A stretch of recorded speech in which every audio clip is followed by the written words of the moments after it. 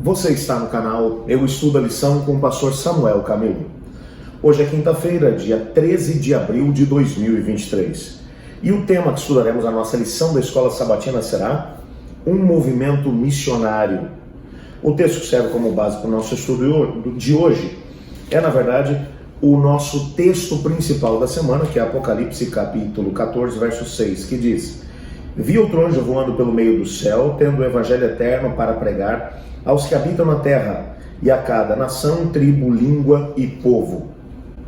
Nessa semana tivemos a oportunidade de poder entender alguns aspectos relacionados ao evangelho eterno, ao seu alcance. Ontem, de maneira especial, percebemos que cada tribo, língua, povo e nação precisa receber essa mesma mensagem. A grande questão é, sabendo que Deus espera isso de nós, que tipo de comprometimento nós precisamos ter com Ele?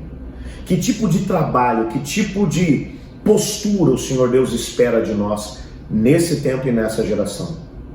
Se soubermos responder a esse questionamento, então teremos compreendido o que significa pregar um evangelho que é eterno para cada pessoa do planeta. Bem, como movimento adventista, nós compreendemos, os nossos pioneiros compreenderam a importância de pregar o evangelho eterno para todas as pessoas. Quando a igreja havia se estabelecido na América do Norte, uma preocupação surgiu entre os nossos pioneiros. A velha Europa, do outro lado do Atlântico, precisa também saber do evangelho de Cristo Jesus. Temos que enviar alguém para lá. Alguns nomes começaram a ser ventilados.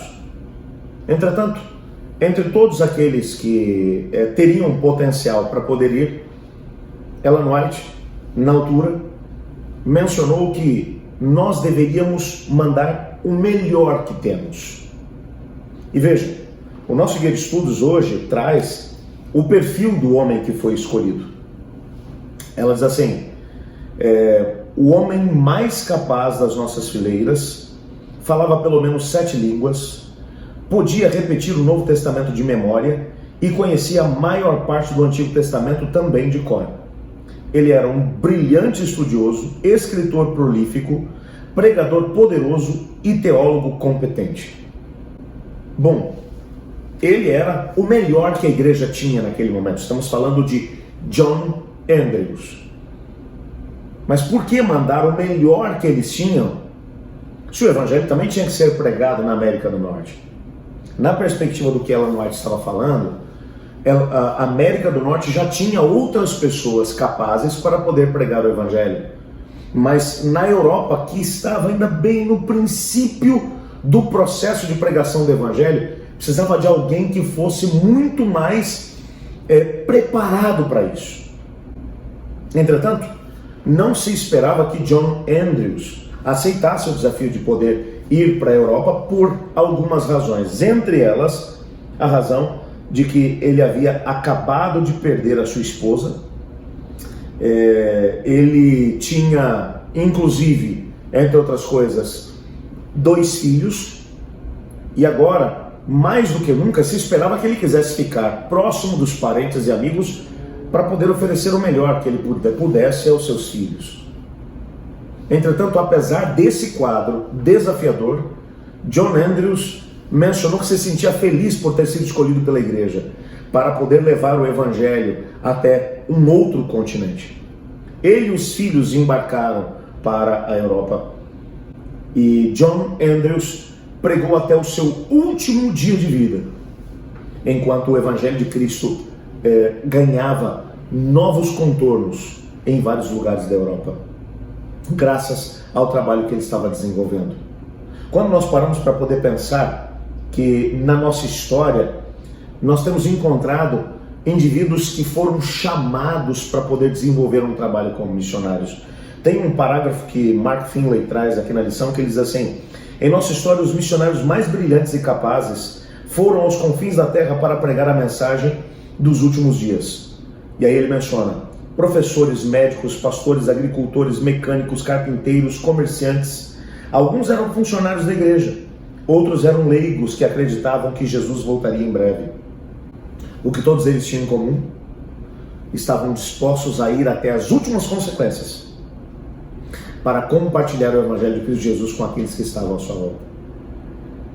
É interessante, é fascinante nós pensarmos que hoje, dos 235 países do mundo reconhecidos pela organização ou pela ONU, 210 desses 235 países já receberam pelo menos alguém que chegou lá com a mensagem do Evangelho. Em 210 países do mundo, dos 235 reconhecidos pela ONU, nós já temos a presença adventista, nós já temos a Igreja de Deus plantada, em grande medida, porque homens e mulheres se desprenderam das suas amarras e resolveram ser relevantes para Cristo, bem como também para o Evangelho do Senhor.